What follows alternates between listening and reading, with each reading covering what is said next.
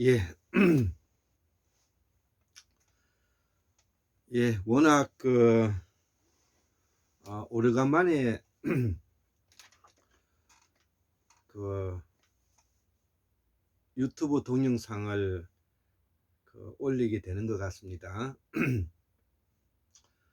오늘이 2023년 4월 18일, 예, 음력으로는 윤달이죠. 요번이 윤달인데 2월 28일이죠.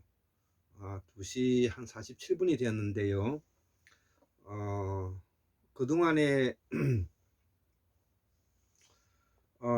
제가 어, 임플란트 치아가 좋지 않아 가지고 임플란트를 한다고 고생을 좀 했습니다.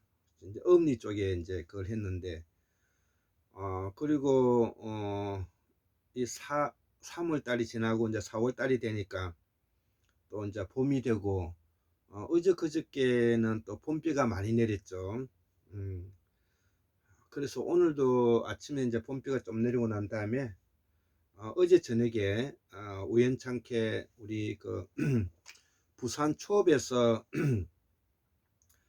그 김현수 우리온 연구원 원장이신 김소영 선생님께서 이 궁금한 부분에 대해서 이렇게 카톡으로 연락이 와서 함께 연구를 한번 해보았습니다. 그래서 제가 이 공우 강수한 박사님의 이 범어대 사전, 이 범어대 사전에 1권, 2권에 306페이지의 거리 내용을 바탕으로 우리 소영 선생님이 질문하셨던 부분에 대해서 정리해서 이 글을 올리고자 합니다. 그래서 소영 김현숙 선생님께서 우리말에 욕봤습니다. 욕봤습니다. 욕봤다. 이런 말에 대해서 유래에 대해서 어떻게 생각하시는지요? 그래서 소영 선생님의 질문에 함께 연구하여 답을 올립니다. 그래서 우리 연세 현대 한국 사전에 검색을 해보니까 소영 선생님께서 보내주셨는데 이 욕하다는 이제 우리가 치욕할 때 욕을 말하는 것이죠. 욕보는 또 욕봅니다 뭐 이런 뜻이 들리는데 힘들게 수고하다는 이제 뜻이 첫째로 있고요. 먼 길 오시느라 욕보셨습니다. 이 말은 이 욕보셨습니다는 말에 대한 뜻을 정확하게 이해하지 못하고 올려놓은 글이다 이렇게 볼 수가 있고요. 두 번째로 치욕스러운 일을 당하여 쓸 때 이제 욕보셨습니다 이런 욕보다는 말을 하는데 또 우리가 강간을 당했을 때 이걸 욕보다는 말을 했는데 이거는 전혀 그렇지가 않습니다.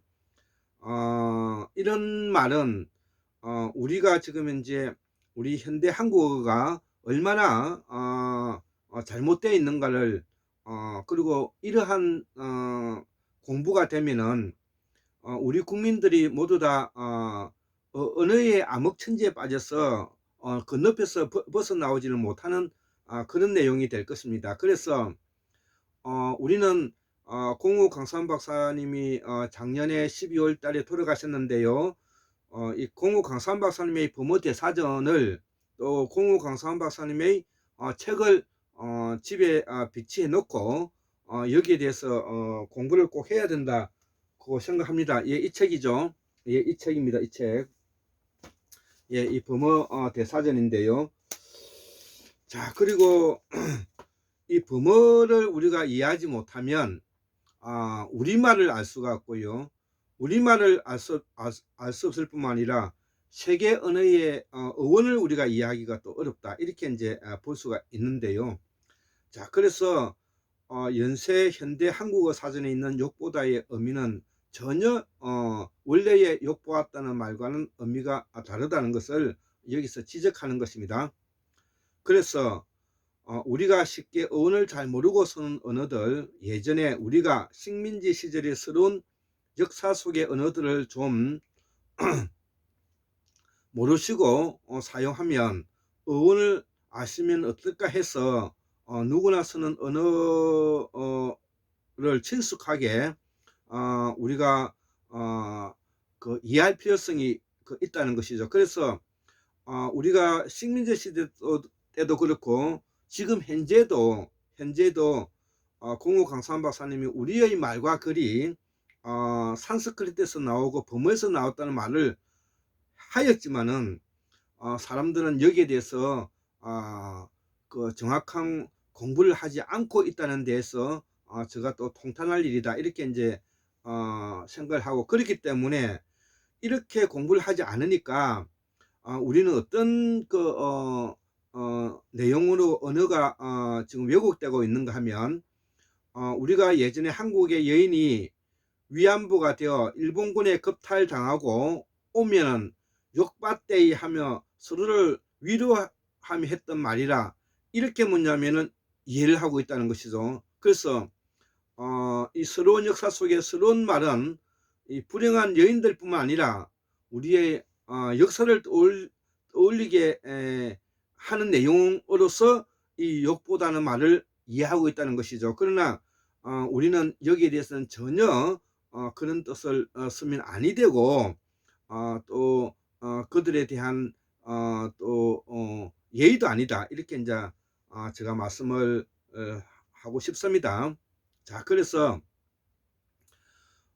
우리가 이러한 내용들을 이해하기 위해서는 우리가 좀 더 뭐냐면은 이 욕받다는 내용에 대해서 좀 이해를 할 필요성이 있는데, 이 욕보다는 이 말의 어원과 뿌리의 뜻으로 보면은 뭐 수고를 했다, 수고했다, 고생했다, 요거는 이제 우리가 산스크리트를 모르더라도 경상도에 있는 영남 지방의 사람들은 금방 이해가 할 수가 있습니다.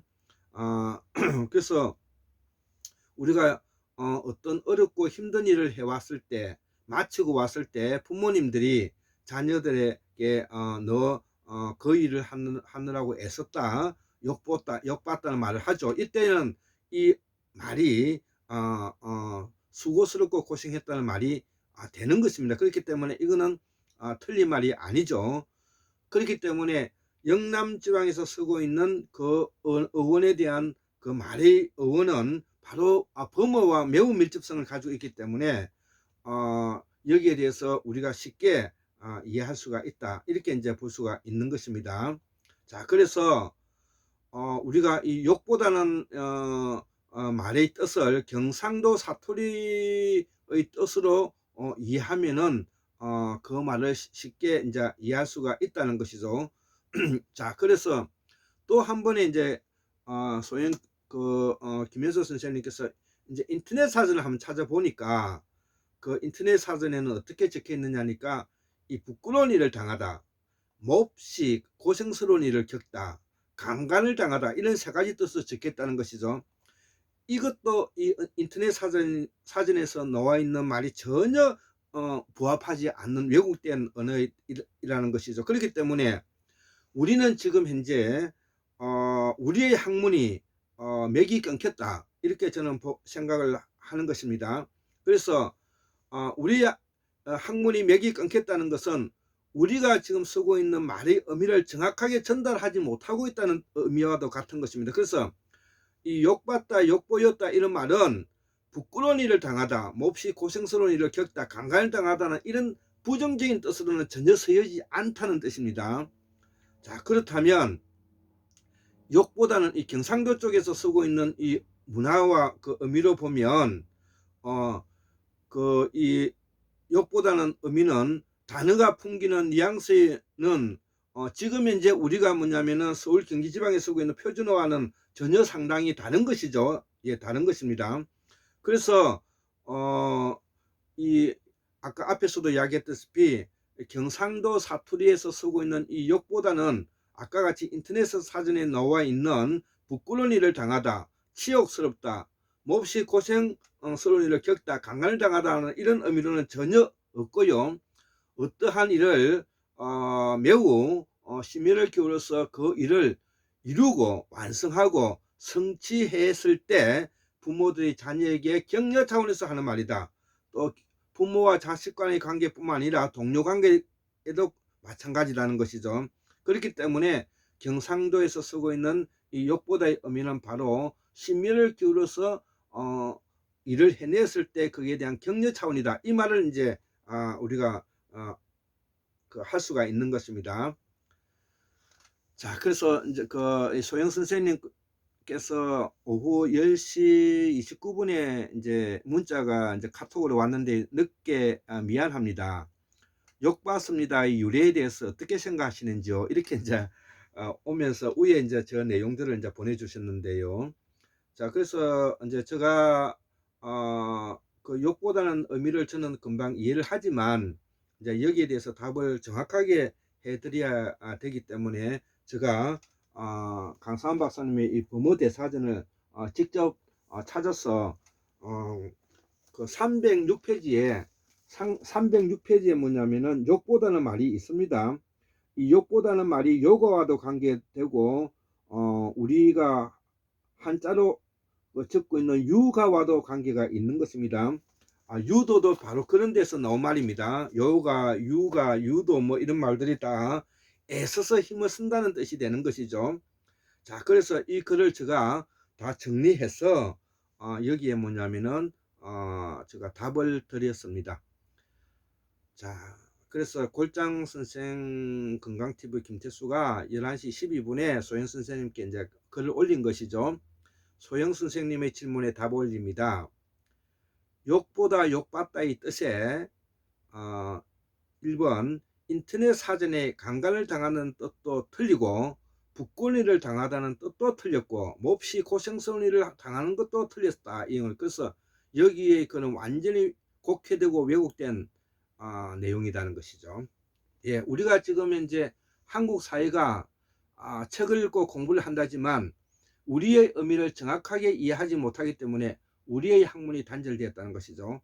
학문이 끊겼기 때문에 우리는 서로 물고 뜯고 싸우는 그런 지경이 이르렀다. 이렇게 저는 보고 있는 것입니다. 그래서 이 학문의 맥을 되살리기 위해서는 우리가 범어사전을 바탕으로 해서 어원을 뿌리를 찾아야 된다. 그 뿌리를 찾아내는 내용 중에서 지금 현재 오늘 제가 오래간만에 이렇게 유튜브를 하게 되는 내용이 되겠습니다. 두 번째로 경상도의 바람의 뜻은 부합합니다. 아까 말씀을 드렸습니다. 수고하다, 고생하다의 뜻은 맞습니다. 소영 선생님도 저 부산 초업 사람이기 때문에 이 말을 금방 이해하겠죠. 소영 선생님의 우리 경상도에서 이 뜻은 힘겨운 일을 애써 했을 때 격려 차원에서 하는 말이지 않습니까? 그래서 그 지방의 문화는 그대로 지켜져야 한다고 보고 표준말과 섞어버리면 언어뿐만 아니라 문화가 파괴되고 만다는 것이죠. 그래서 저는 팔도 연방을 주장하고요. 팔도 연방 정부를 꾸려 나가야 된다고 생각하고 앞으로 우리가 독일식 스위스식 뭐냐면 내각제 개헌을 해서 우리가 빨리 분권하고 자율성으로 우리 사회가 새롭게 뭐냐면 되지 않으면 안 된다. 이렇게 이제 제가 이제 정치적 이해관계를 확고히 하고 있는데요. 여기에서도 볼 수 있다시피 경상도 지방에서 가지고 있는 그 욕보다는 말의 문화를 우리는 정확하게 알고 있다는 것이죠. 그런데 지금 이제 서울 경기 지방이나 다른 데서는 인터넷 사전이나 연세국어 사전에서 나와 있는 얼토당토하는 저런 내용으로 뭐냐면은 우리 한국 사회가 가게 되면 공우 강사한 박사님의 표현처럼 우리가 이 암흑천지에 빠지고 만다는 것이죠. 자, 그래서 지방의 문화는 그대로 지켜야 한다는 것이죠. 경상도 지방 경상도, 전라도지는 전라도, 충청도 충청도, 제주도는 제주도, 경기도는 경기도, 다 이렇게 강원도는 강원도, 이렇게 뭐냐면은 문화는 지켜야 되고요. 이것을 표준말이라는 이름으로 섞어버리면 언어뿐만 아니라 문화가 파괴되고 만다는 것이죠. 자, 그래서 이제 세 번째 결론 올립니다. 욕받다의 어원의 뜻은 치욕, 수치를 받았다는 뜻이 아니고 고행을 체험하면서, 자, 욕받다의 뜻의 의미를 지금 현재 설명하고 있습니다. 고행을 체험하면서 마음을 닦는 수행에서 비롯되다. 마음을 닦는 수행에서 비롯. 그렇기에 잘못된 부정의 의미가 아예 없다는 것이죠. 두 번째로 쟁기에 멍에를 메고 밭을 갈았다는 뜻이 내포되어 있다. 그러니까 소가 쟁기에 멍에를 메고 밭을 갈았다는 것은 얼마나 고행과 체험을 하면서 그 수행과 그 일을 했다는 그런 의미를 담겨 있으니까 경상도 지방에서 매우 심혈을 기울여서 애써서 모은 것을 이루고 그것을 성취했을 때 그에 대한 위로 차원에서 뭐냐면 격리 차원에서 그 말을 하는 것입니다. 그래서 이 세 번째로는 더 확장하면은 욕바유, 욕보슈, 욕이야 모두 다 멍에 담겨 있는 이 말과 관계된다. 그래서 이 멍에는 정신과 육신을 모으는 도구가 되기 때문이고 집중하다, 고행하다, 수행하다는 말도 이 말 속에 담겨 있다는 것이죠. 자, 우리가 잘 알고 있는 지금 현재 한 집 건너서 있는 인도에서 왔다는 이 요가도 바로 이 욕받다는 데서 나왔고, 우리가 지금 현재 한자로 유가라고 부르고 있고 유도라는 것도 애써서 심혈을 기울여서 하는 것이기 때문에 다 여기에서 나오지 않았나 이렇게 저는 생각하고요. 요가는 분명히 뭐냐면은 여기에서 나왔다는, 그렇기 때문에 이 범어는 중천축국에서 만들어지고 천축국에서 쓰였던 말이기 때문에 이것이 인도를 건너가 가지고 요가가 되었다는 것이죠. 그래서 원래 이름은 산스크리트로 YOG VAHATA 욕바타라는 욕바타, 이게 산스크리트인 것입니다. 자, 그래서 소영 김현수 선생님 잘 계시지요? 이제 올리고 난 다음에 이제 제가 안부 전화를 올린 겁니다. 내용을 정리해서 올린다고 시간이 좀 걸렸습니다. 우리의 말과 글이 온통 오염이 되었습니다. 공무 강선 박사님이 내가 범어 사전을 만들어야 하는 것이 암흑천지에 구하기 위해서다, 그런 말을 분명히 하셨습니다. 제가 그 이야기를 제가 듣고 알고 있는 것이죠. 자, 그렇기 때문에 이 학문 산책이라는 이름으로 이러한 공부를 앞으로 뭐냐면은 우리가 학문이 끊어진 맥을 이어가는 과정이다, 이렇게 이제 설명을 할 수가 있겠습니다. 자, 요거는 그 우리 또 조성구 목사님께서 보내주신 풀립이라는 시인데요. 요것도 함께 겸해서 오늘 설명을 해보고자 합니다. 박승용 선생이 적었던 글이고요. 1934년에서 2002년도까지 살았던 박승용 선생님이 풀립이라는 내용을 가지고 한번 읽어보겠습니다. 풀립은 퍽도 아름다운 이름을 가졌어요. 우리가 풀립하고 그를 부를 때는 우리들의 입속에서는 푸른 휘바람 소리가 나거든요. 바람이 부는 날의 풀잎들은 왜 저리 몸을 흔들까요? 소나기 오는 날의 풀잎들은 왜 저리 또 몸을 통통 그릴까요?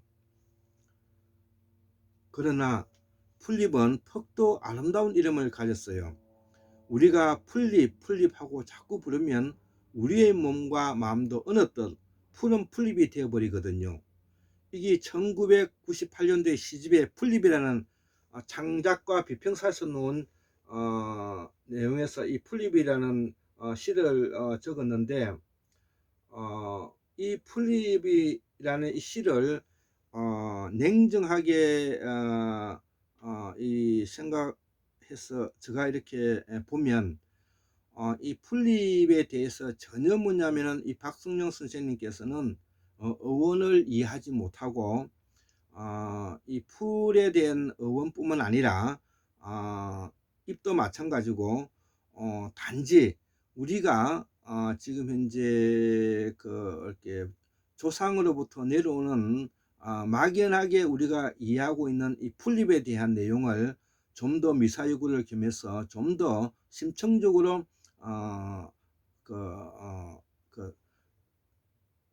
적었다는 그 이외에 이 시의 가치는 없지 않는가, 이렇게 저는 생각을 합니다. 이 내용에서 보면 이 풀이라는 그 이 뜻을 전혀 이해하지를 못하고 있기 때문에 그렇습니다. 그래서 제가 또 이 글에 대해서 그 어원을 한번 찾아봤습니다. 그래서 잘 읽었습니다. 근데 이 풀은 산스크리트로서 PU 장음 RI 풀이에서 나온 거죠. 풀이. 그러니까 풀이가 이가 떨어지고 이게 이제 풀이 된 거죠. 풀이 된 건데, 이 풀이에 대해서 뭐냐면은 어떤 뜻을 담고 있느냐 하면은 사랑, 애모, 기력으로 이렇게 이제 설명이 된다는 것이죠. 이 풀에 대해서 사랑, 애모, 기력으로 풉니다. 그래서 사랑, 애모, 기력에 대해서 이 풀립에는 그 어떠한 내용이 들어가 있지 않다는 것입니다. 자, 그래서 우리가 풀이 죽었다, 풀이 살아나다, 풀 죽었다 이런 말 많이 하지 않습니까? 그러면 풀 죽었다, 풀 살아나다 이렇게 해서 보면은 이 핵심적인 내용은 기력과 관계되는 것입니다. 기력, 사랑, 애모, 기력 중에서 기력과 관계되는데, 그래서 핵심은 기력으로 보여주고, 뿌리도 여기서 뿌리도 우리가 뿌리라는 것도 이 풀이에서 나왔다는 것이죠. 그래서 뿌리는 바로 땅에 있는 미네랄을 흡입하고 물을 흡입해서 기력을 키워서 생명을 잉태하고 만들어 나가는 그런 큰 동력적인 기력을 가지고 있는 것이죠, 뿌리가. 그래서 풀은 이러한 기력과 뭐냐면은 애모와 사랑을 바탕으로 하는 강한 뭐냐면은 생명 정신을 바탕으로 하고 있는 그와 관계되기 때문에, 위에서 설명하고 있는 이 풀잎에 대한 내용은 단지 외관상 현상학적으로 나타나는 모습만 설명한 것이다, 이렇게 이제 이해할 수가 있는 것입니다.